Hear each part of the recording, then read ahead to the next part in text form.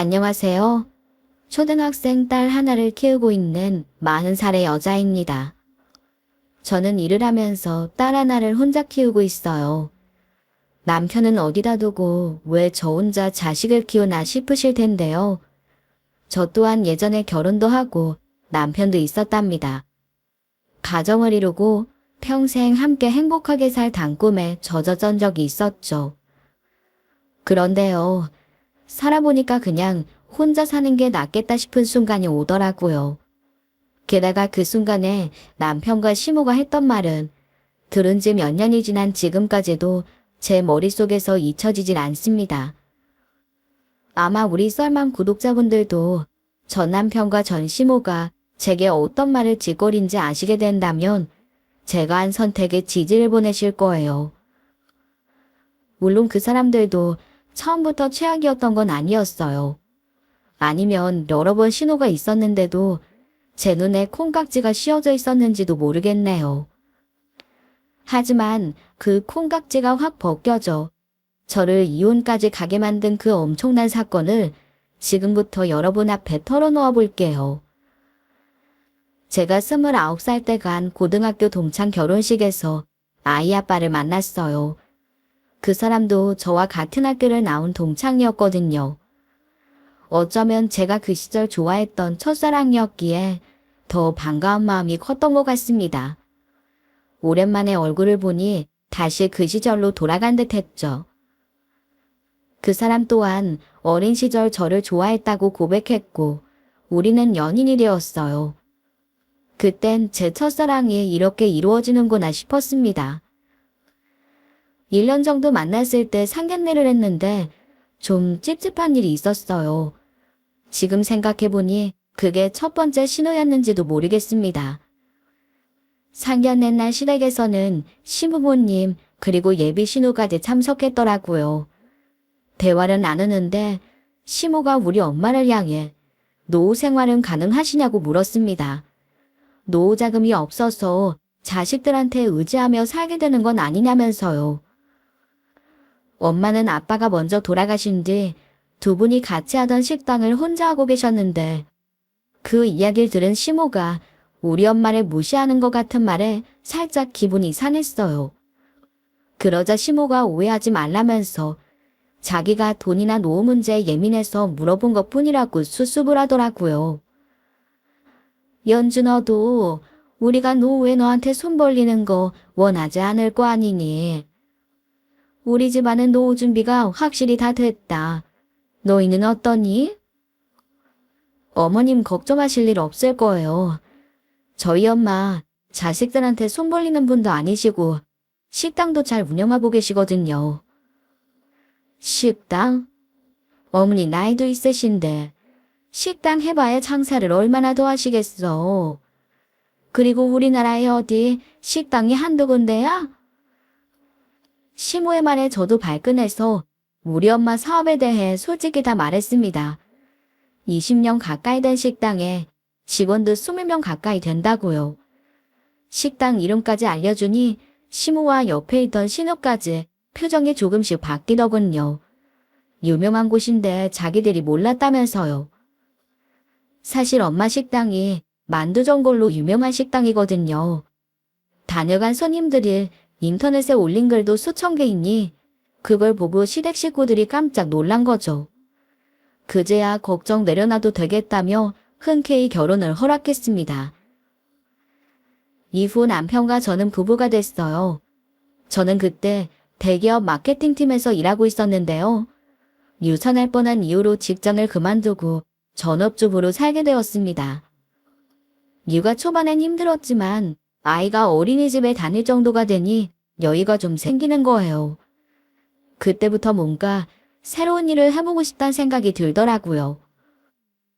그러던 중 엄마 식당 매출이 떨어지고 있단 말을 들었어요. 엄마 가게가 잘 되다 보니 식당 주변에 만두전골 가게들이 생겨났고 매출에 타격이 왔다는 거예요. 그 말을 들으니 마음이 심란했습니다. 그러다 나라도 엄마를 도와드리면 어떨까 하는 생각이 들었어요.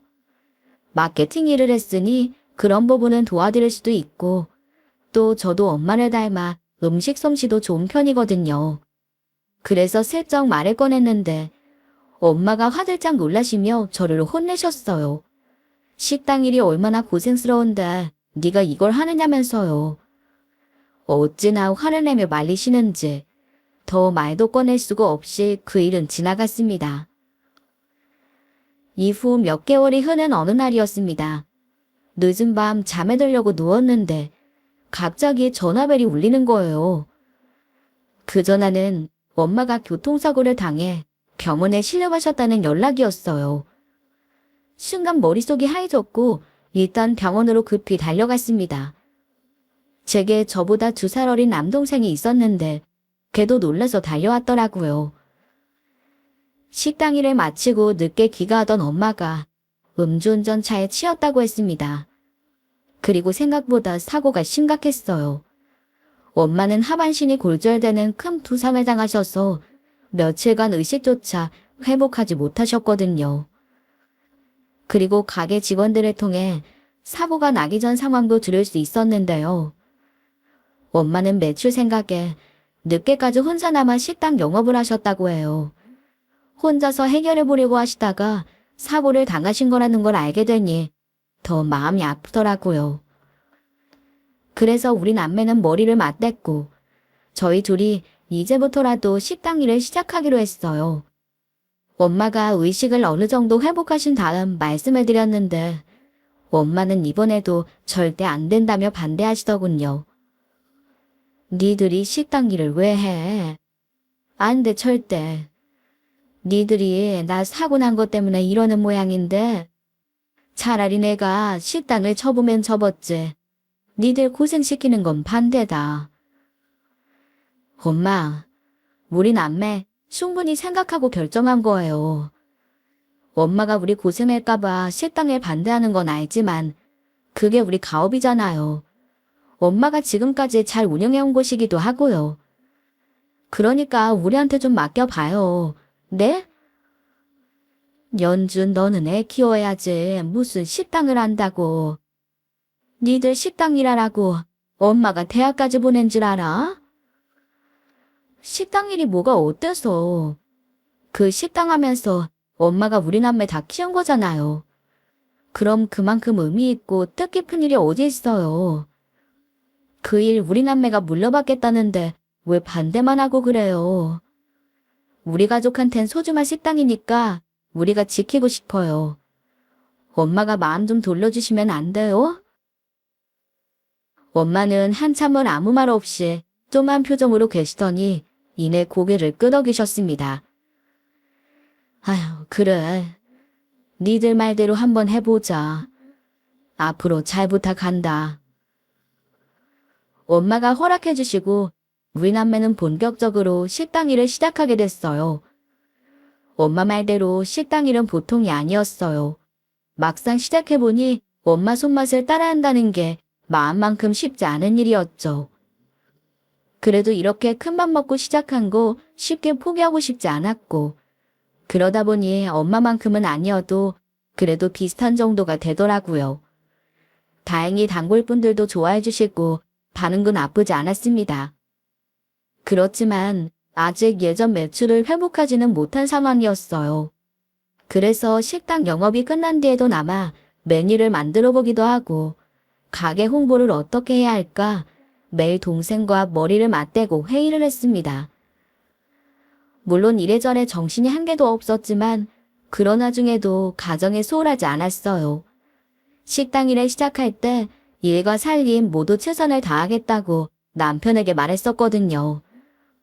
그래서 힘들어도 새벽같이 일어나 남편과 딸아이 먹을 반찬을 해놓고 청소도 매일같이 했습니다.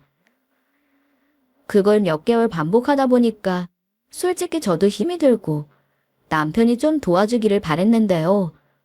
남편은 애 어린이집 데려다주는 것도 힘들다며 제 부탁을 거절하더라고요. 그런 상황이니 더 뭘 부탁할 수가 없었습니다. 어느새 이악 물고 하루하루 살아내는 상황까지 되었지만 그럼에도 도저히 참기 힘든 적도 있었어요. 1년에 저녁 설거지 한 번 안 하는 남편을 보고 저도 폭발하고 말았습니다. 여보, 진짜 너무하는 거 아니야? 어떻게 설거지 한 번을 안 해? 밥 먹었으면 치우는 건 기본 아니야? 어떻게 맨날 일 끝나고 내가 해? 야, 그게 내 일이야? 너 주부잖아. 그럼 네가 설거지하는 건 당연하지. 화장인 내가 해? 나도 일하는 거 몰라? 그 바쁜 와중에도 밥까지 다 차려놓고 나가는데 당신은 설거지 한 번을 못하는 거야? 누가 그거 하랬어? 솔직히 너네 식당도 이제 망했잖아. 예전처럼 매출 나오지도 않는다면서 그걸 뭐하러 붙잡고 있어? 어떻게 말을 그렇게 해? 나랑 동생이 어떻게든 식당 다시 살리려고 노력하는 거 알면서 말이 너무 심한 거 아니야? 내가 무슨 말이 심해? 어차피 망할 식당 그만둬. 예전처럼 집에서 살림이나 하라고. 너 때문에 집안꼴이 이게 뭐냐? 남편의 말을 듣고 정말 실망했습니다. 내 남편이 그런 말을 할 줄은 몰랐거든요. 당신한테 실망이다. 속으로 그런 생각을 하는 줄은 몰랐어. 지금 상황이 그렇잖아. 현실을 직시해야지. 집에 들어앉아서 애보고 살림이나 해. 그 후 우리 부부 사이는 냉랭해졌어요. 남편에게 화가 나서 딸아이 반찬만 해놓고 신랑 밥은 해놓지도 않았네요. 신랑에게 화가 나서 밥도 하고 싶지 않았으니까요. 그렇게 며칠이 지나고 퇴근해 집에 갔는데 시모부터 신우까지 집으로 찾아왔더라고요. 어머니 어쩐 일이세요? 형님까지 무슨 일로 오셨어요? 우리 가문 못 올 때 왔니? 엄마인 내가 아들 집에 오는 게 뭐가 그렇게 놀랍다고. 내가 오늘 너한테 할 말도 좀 있고. 너 듣자니 우리 강민이 밥 안 해놓고 나간다면서? 아, 남편 밥을 굶기면 어떡해? 밖에서 생고생하면서 돈 벌어오는 네 남편이 안쓰럽지도 않니? 어머님은 저를 꾸중하셨습니다. 억울한 마음에 저도 사정을 설명했어요. 어머니, 저 그동안 정말 그이한테 잘했어요. 이번에 싸운 걸로 속상해서 그런 것뿐이에요. 그럼 계속 잘했어야지. 그거 말다툼 좀 했다고 남편을 무시해? 너 그러는 거 아니다. 그래 옳게. 싸워도 남편 밥 챙기는 건 기본 아니야? 괜히 식당 나가서 돈 번다고 헛바람 만든 것 같은데 그거에서 돈 벌 생각하지 말고 주부로 살아. 그게 옳게한테 더 어울려. 신우 말을 듣는데 속이 뒤집어졌습니다. 거기다 시모는 계속해서 잔소리를 퍼부어댔어요. 너네 엄마 식당 일해서 얼마나 버니? 강민이 말 들으니까 이제 손님도 없다면서. 네 동생이랑 메뉴 개발하고 식당 홍보한다고 하는 모양인데 그거 다 헛수고야. 그거 하다 쫄딱 망하면 우리 아들한테 돈 달라고 할 거 아니냐? 네 남편한테 패깨지지 말고 안 된다 싶으면 얼른 접어. 시모의 말을 듣고 있으니 정이 뚝 떨어졌습니다. 남편은 옆에서 그 말을 다 들었으면서도 제 편 들어주는 말 한마디를 하지 않더라고요.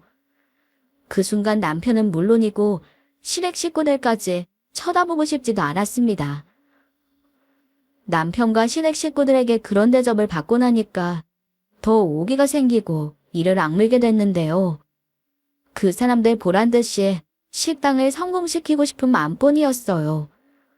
엄마도 어느 정도 몸을 회복하시면서 식당 일에 참여하셨고 가게 운영도 안정화되면서 동생과 저는 신메뉴 개발과 홍보에 더 매달렸습니다. 그러다 좋은 아이디어가 떠올랐어요.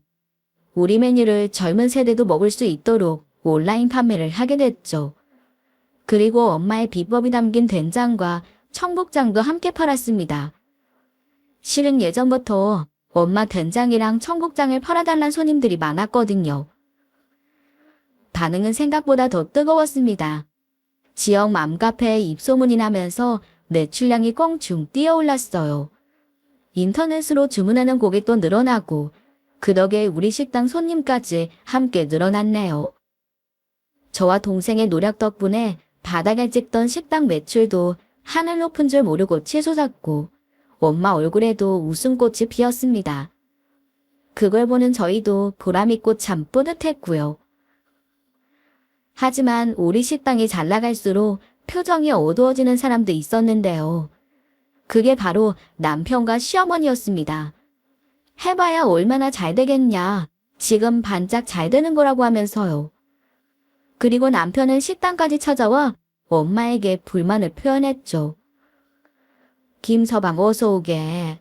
그동안 잘 지냈나?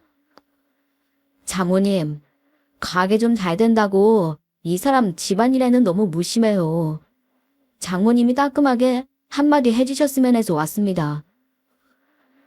우리 엄마 앞에서 할 말 못할 말 구분도 못해? 내가 뭘 무심했다고. 아니다. 여기서 이럴 게 아니라 집에 가서 따로 이야기해. 장모님 보셨죠? 아주 남편 알기를 우습게 한다니까요. 마누라가 이러는데 제가 어떻게 잘 지내겠어요. 그랬나? 우리 연주가 좀 부족했나 본데 내가 자네한테 대신 사과하마. 미안하네. 엄마가 대신 사과하는데 화도 나고 속상했습니다. 엄마는 그런 저를 다독이면서 남편을 잘 달래야 한다고 조언하셨어요. 남자는 어린애 같은 면이 있으니 다독이며 이해줘야 한다면서요. 또 엄마는 안 되겠다 싶으셨는지 식사 자리를 만들자면서 남편과 시댁 식구들을 식당으로 초대하셨습니다. 그 무렵 시내인은 이혼 절차를 받는 중이었습니다. 남편한테 잘해야 한다며 제 앞에서 일장 연설을 할 땐 언제이고 이혼당한 시내이가 어찌나 한심하던지요. 그래도 모르는 척할 수 없어 형님까지 챙겨 우리 식당으로 초대했네요. 식당에 도착한 세 사람은 손님으로 붐비는 우리 식당을 보더니 눈이 커졌습니다. 말로만 들었다가 손님으로 가득 찬 가게를 실제로 보고 입을 다물지를 못하더라고요. 일을 끝내고 다 같이 밥을 먹게 됐어요.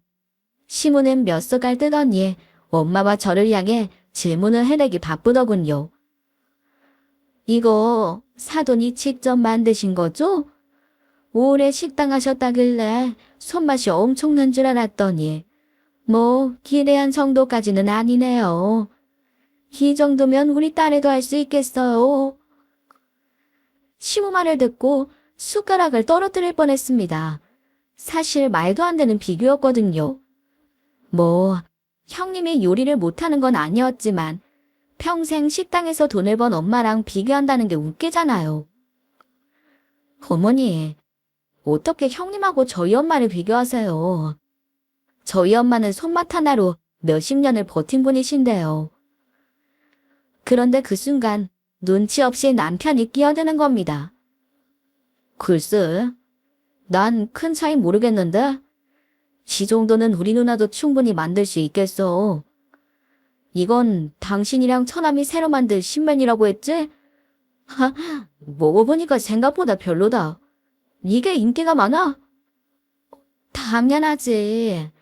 당신 입맛에 안 맞는다고 손님들까지 싫어할 것 같아? 알겠어. 발끈하지 좀 마. 내가 입맛이 좀 까다로워서 그런가 봐. 평범한 사람들 입맛은 맞을 수 있지 뭐.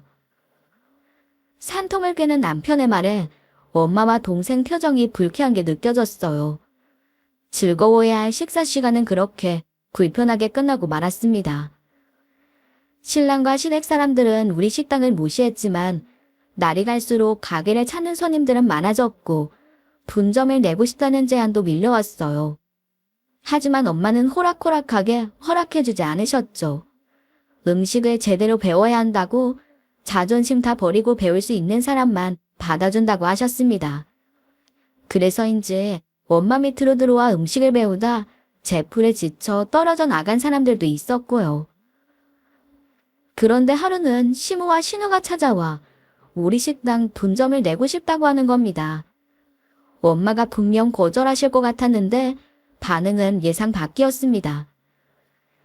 사돈댁에서 해보고 싶으시다는데 허락해 드려야죠. 얼마든지요. 그렇지만 한 가지 조건이 있어요. 사돈 고마워요. 그런데 조건이란요? 다른 건 아니고 분점이라고 해서 우리 가게하고 맛 차이가 있으면 안 되잖아요.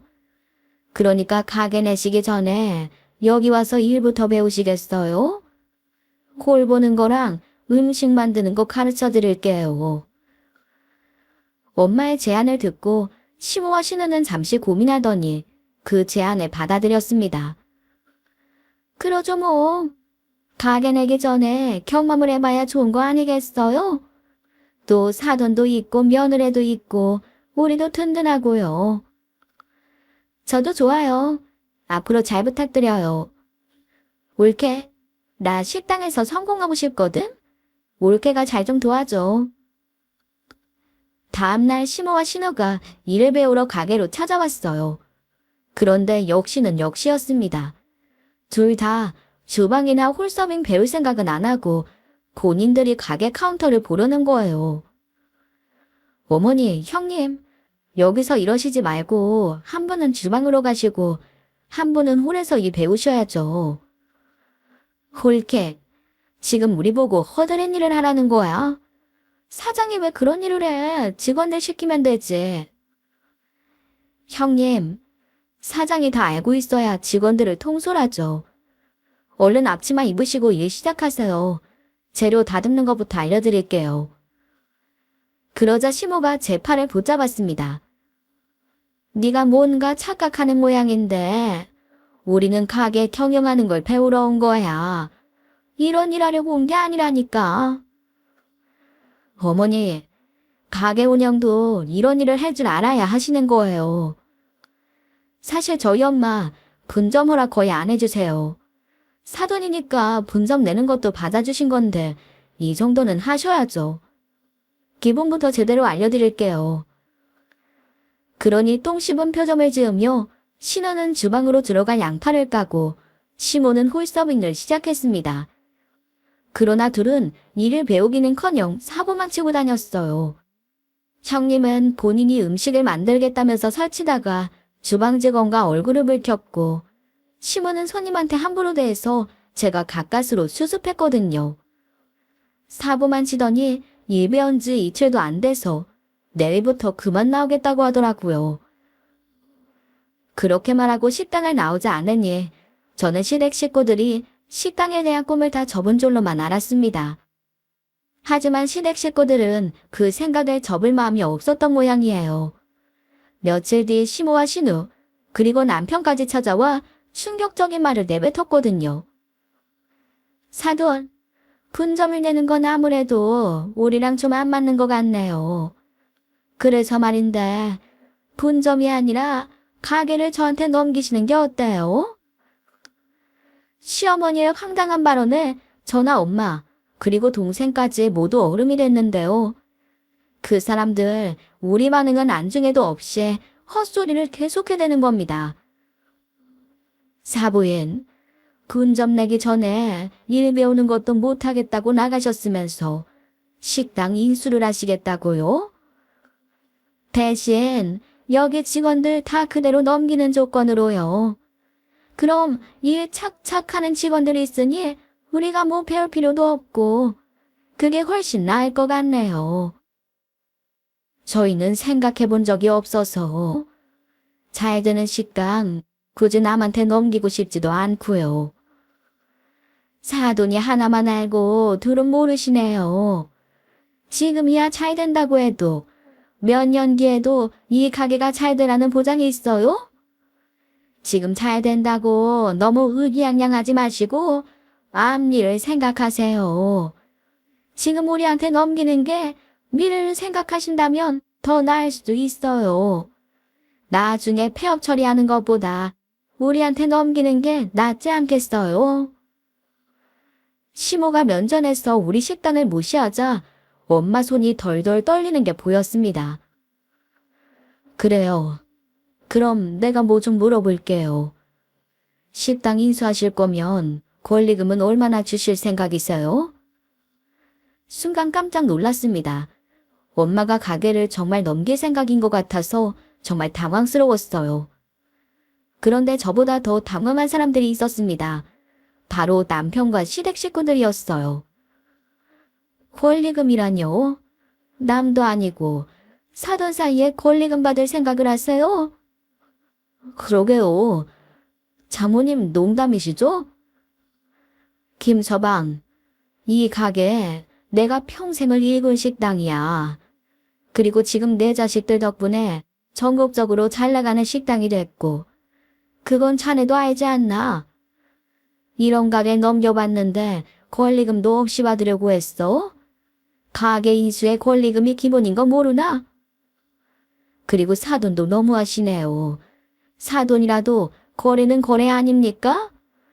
사돈이라는 이름 아예 제가 만쳐주려는 것 같아서 솔직히 좀 섭섭하네요. 사돈, 오히려 제가 더 섭섭합니다. 사돈끼리 무슨 권리금을 받습니까? 그것까지 쏙쏙 챙기고 싶어요. 그래도 나는 사돈이니까 내가 이어받아서 해주려고 온 건데 정말 실망입니다. 그러시면 이 식당 넘겨받으실 필요도 없을 테니까 이만 가보세요. 멀리 안 나갑니다. 남편과 시댁 식구들은 내쫓기들 식당에서 나왔습니다. 그 사람들 나가는 모습을 보는데 얼마나 부끄러웠는지 몰라요. 그 모습에 화가 나 얼굴이 빨개져 있는데 그 사람들은 저를 불러내더니 제 앞에서 막 화를 내는 거예요. 장모님 진짜 너무하신 거 아니야? 아주 장사꾼 다 되셨네. 어떻게 우리 앞에서 권리금 이야기를 하셔? 그러게 말이다. 내가 진짜 사돈 순수한 줄 알았는데 저렇게 돈에 찌든 인간인 줄은 몰랐어. 며느라, 니네 엄마 어떻게 되신 거 아니니? 그냥 넘겨주는 거지. 권리금은 무슨 권리금이야. 사돈한테 한몫 챙기겠다는 거야 뭐야? 그 말에 저도 더는 못 참겠더군요. 두 사람 다 그만 좀 하세요. 요즘은 하물며 구멍가게 하나 넘기는데도 권리금을 받는데 우리 식당이 권리금도 없이 넘어가는 건 저희 가족을 호우 잡겠다는 말 아니에요. 여기 사람들이 와서 줄 서서 먹는 식당이에요. 그런 맛집 넘보면서 권리금 한 푼도 안 내겠다는 게 더 도둑놈 심보 아니냐고요. 진짜 세상 물정 모르시네. 홀케, 지금 뭐라 그랬어? 세상 물정? 도둑놈. 어디 시댁 식구들한테 그딴 소리를 해. 당장 사과해. 사돈 어른이 권리금 타령한 것까지 당장 사과하라고. 제가 사과를 왜 해요? 사과는 우리가 받아야죠. 저는 사과할 생각 절대 없으니까 이만 가보세요. 시댁 식구들은 기가 막힌다는 듯 제게 손가락질을 하더니 돌아갔습니다. 그 앞에서 화를 내고 나서도 마음이 풀리지 않았어요. 우리 노력을 가로채려고 한 시댁 사람들에게 너무 실망스러웠고 우리를 무시한 것 같아 불쾌했습니다. 그 후 마음을 추스르고 제가 대신 엄마한테 사과드렸어요. 엄마, 김서방이랑 시댁 식구들이 한 말 제가 대신 사과드려요. 기분 많이 나쁘셨죠? 괜찮아. 그 정도 가지고 뭘 신경 쓸 것도 없어. 엄마 근데 나 어제 진짜 깜짝 놀란 거 알아요? 권리금 얘기하길래 엄마가 식당 넘길 마음 있는 줄 알고 속으로 얼마나 당황했는데요. 놀라긴 진짜 식당 넘겨받을 마음이 됐나 한번 시험해 본 거다. 그 사람들 기본이 안 됐잖니. 식당 하겠다면서 일 배우려는 노력도 없고. 그래서 떠보려고 권리금 얘기 꺼내서 반응 한번 보려고 한 거야. 근데 하는 말이 그거라니 참. 안 그래도 나도 너무 불쾌했어요. 내가 도둑놈 신보라고 하니까 그 사람들 화내면서 나보고 사과하라고 달려드는데 사과 못한다고 사과받아야 할 사람은 우리라고 따끔하게 말해줬어요. 그랬어? 잘했다 우리 딸. 아 틀린 말 한 것도 없는데 사과는 뭐하러 해. 아주 잘했어. 혹여나 그 사람들 머릿수로 밀어붙인다고 혼자 기죽지 말어. 네 옆에는 나도 있고 네 든든한 네 동생도 있다. 알지? 엄마는 제 편을 들어주셨습니다. 평소 남편과 신에게 잘해야 한다고 하시던 우리 엄마까지 등을 돌릴 정도로 그 사람들은 어처구니 없는 짓을 한 거예요. 그 후 남편과의 사이는 냉전이었어요. 그냥 없는 사람처럼 대했습니다. 그러다 하루는 평소보다 일찍 집에 갔는데 남편과 신혜이가 제 노트북을 훔쳐보고 있더라고요.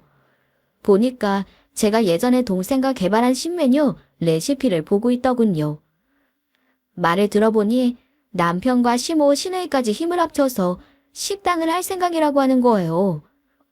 딱 보니까 제 레시피를 훔치려고 노트북을 뒤진 거다 싶었죠.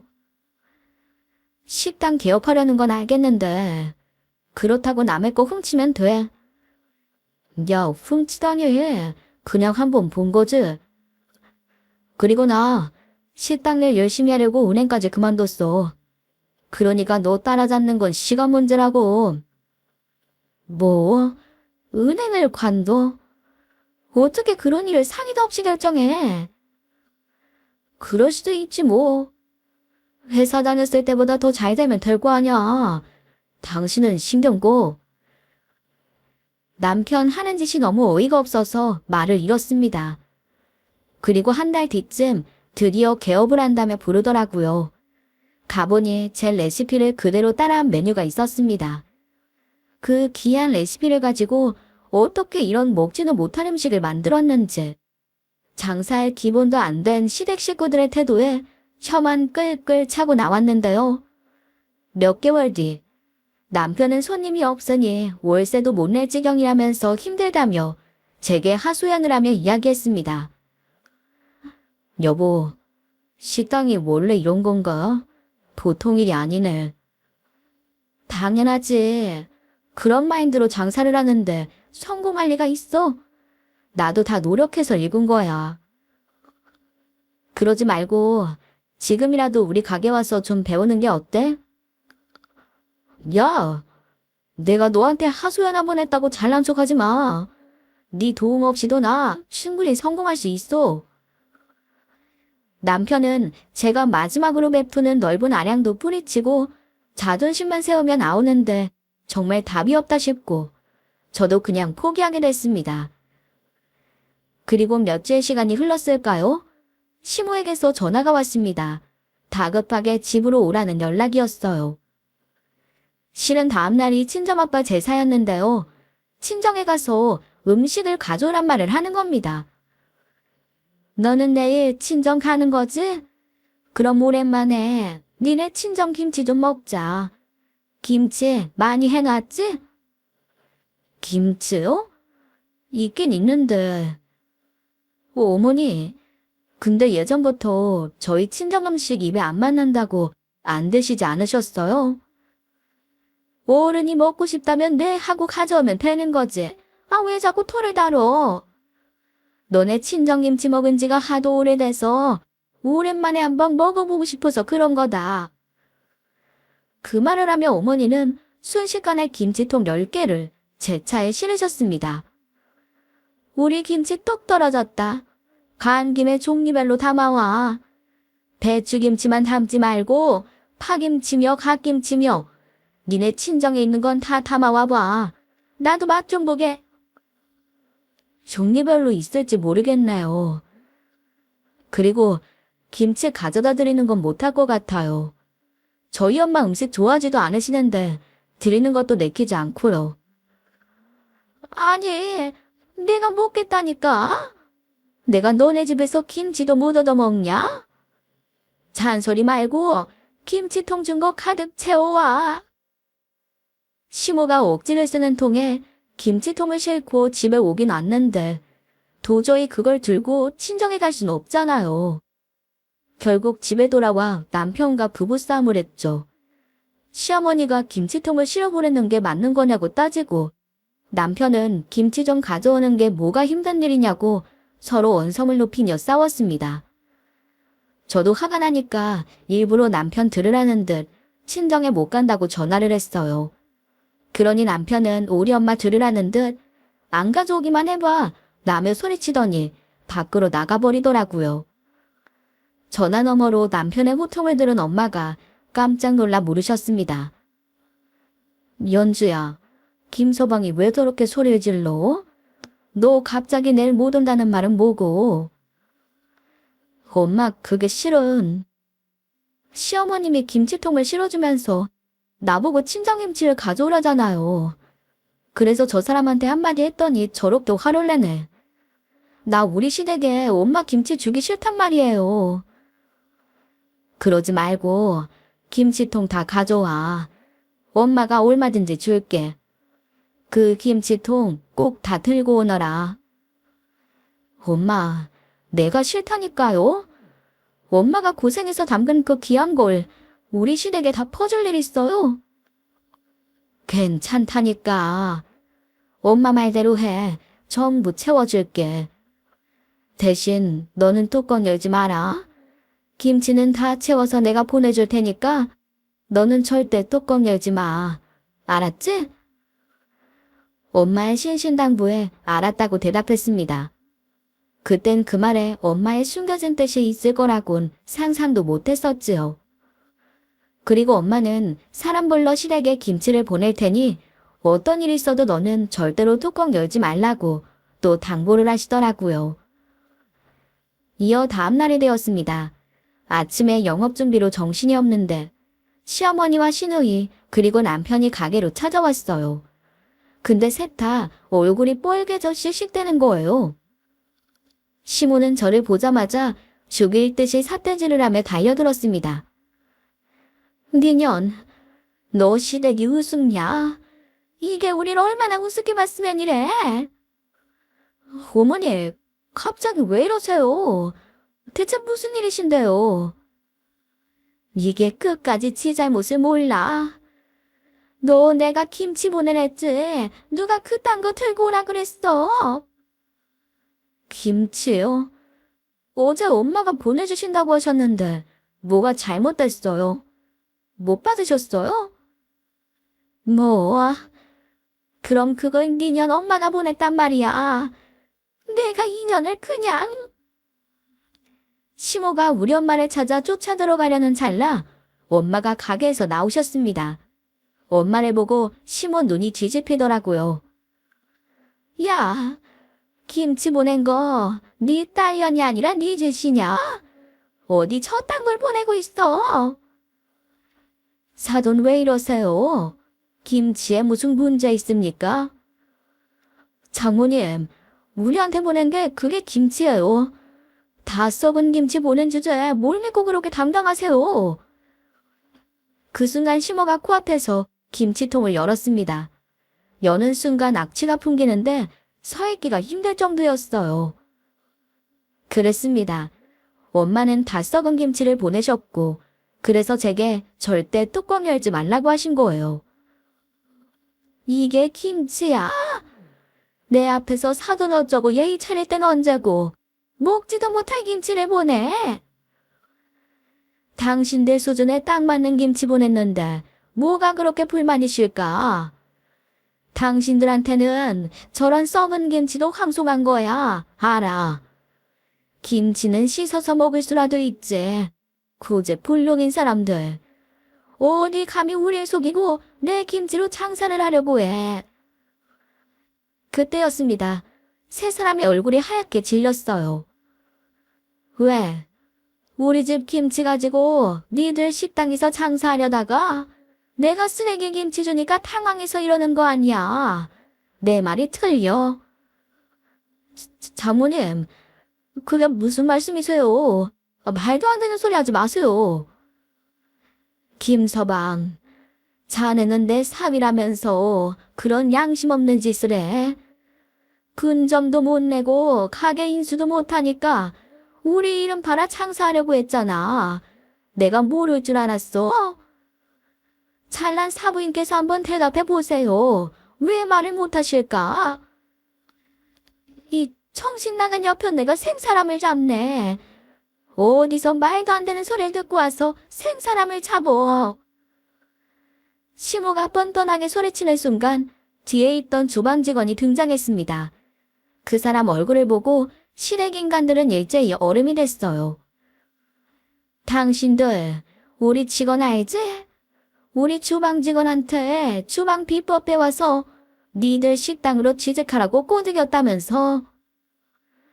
사돈한테 못하는 말이 없어. 우리가 언제?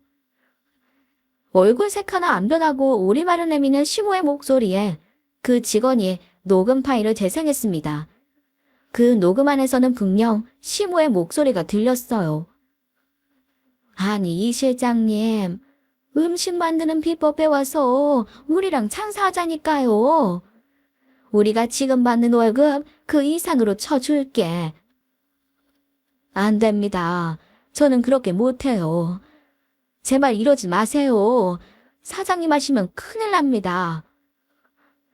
우리가 돈 더 준다니까 그러네. 우리가 분점이라고 간판까지 걸었는데 쟤들이 뭐 어떻게 할 거야? 그 집에서 김치만 받아오면 우리가 일단 그걸로 영업하면 돼요. 며느리한테 김치 받아오라고 시킬 거라니까. 그러니까 이 실장은 만두전골 만드는 방법만 가지고 우리랑 장사하면 돼. 우리가 부자 만들어주겠다는데 왜 이렇게 말귀를 못 알아들어? 그 녹음을 듣고 모두가 할 말을 잃었습니다. 엄마는 고개 숙인 그 인간들에게 한마디 하셨습니다. 잘 들었어요? 우리 직원이 당신들 때문에 너무 힘들다면서 나한테 이 녹음을 들려줍디다. 내가 참 기가 막혀서 우리 속이고 분점을 내려고 해. 세 사람은 대꾸를 하지 못하더라고요. 결국은 우리 가게 분점이라고 속여 간판을 달고 우리가 만든 김치도 팔고 직원들까지 빼돌리려는 속셈이었던 겁니다. 그 모습이 너무 한심했어요.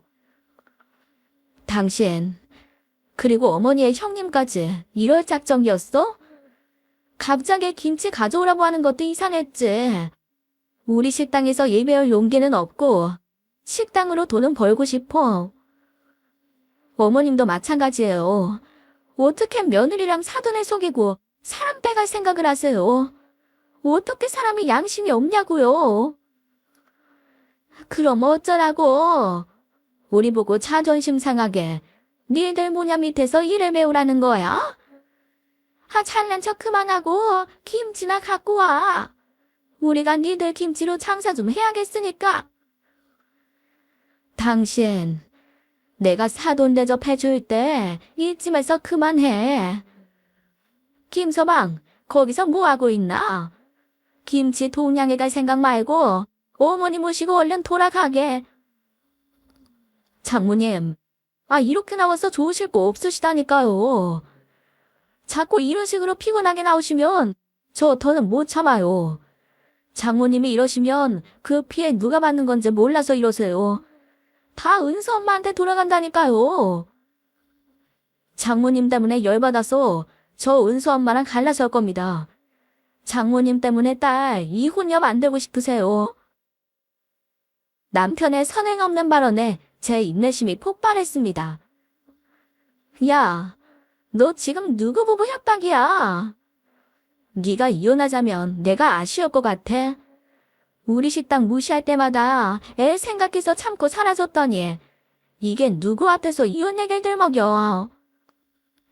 그래, 이렇게 된 거 갈라서자. 너 같은 놈이랑 이혼하는 게 뭐가 대수겠어. 너 같은 사기꾼한텐 하나도 미련 없어. 부인한테 사기치는 놈이랑 역겨워서 나도 살기 싫으니까 갈라서. 뭐 사기꾼. 이게 어디야 하늘 같은 남편한테 사기꾼이래. 남편이 제게 손을 올리려는 순간 한 남자가 등장했습니다. 명함을 건네는데 다름 아닌 변호사인 거예요.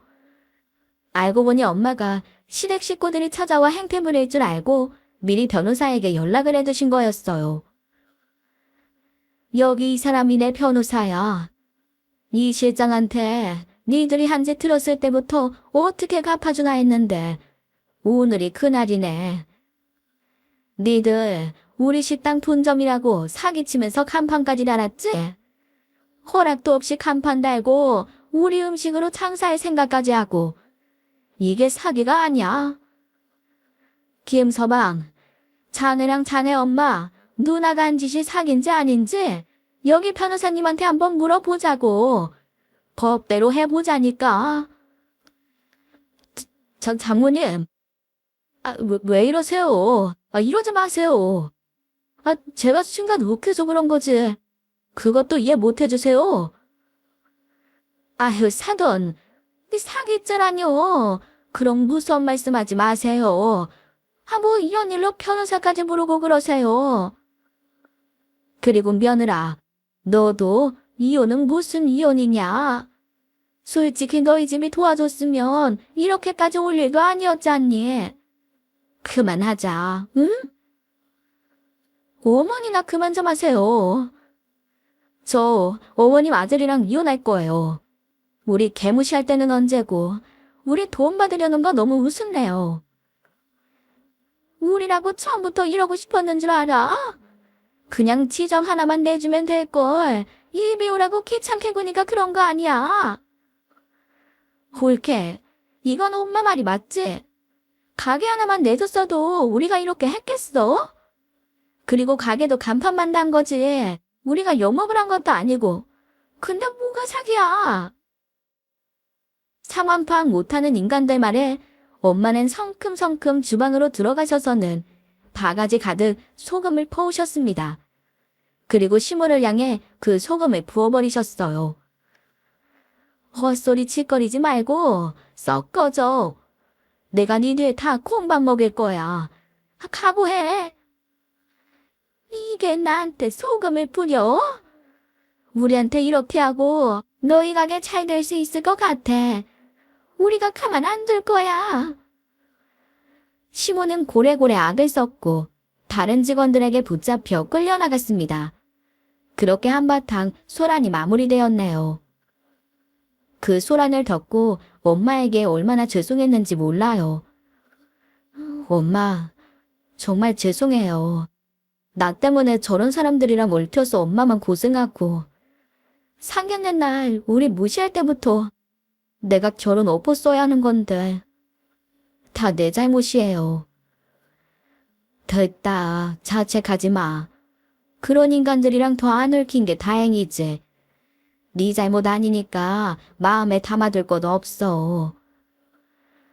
엄마는 제 손을 꼭 잡아주셨습니다. 저는 엄마 변호사의 도움을 받아 남편과 이혼 소송을 준비했네요.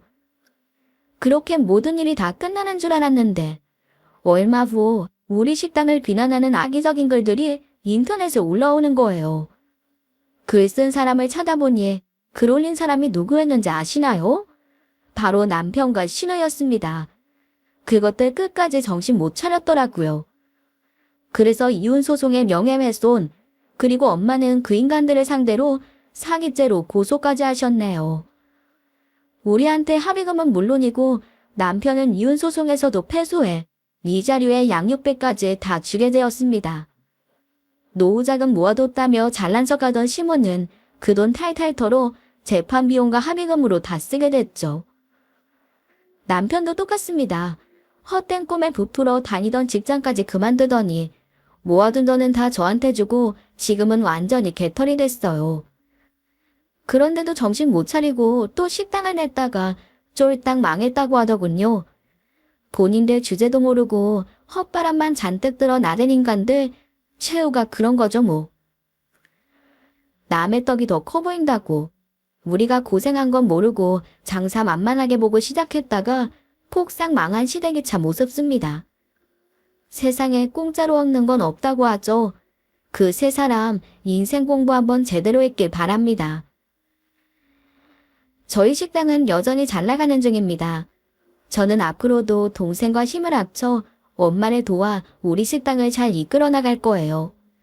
단순한 돈벌이가 아닌 가업이라는 자부심을 갖고 더 최선을 다해서 잘하고 싶은 마음입니다. 그럼 제 사연은 이쯤에서 마무리할게요. 들어주신 모든 분들께 진심으로 감사드립니다.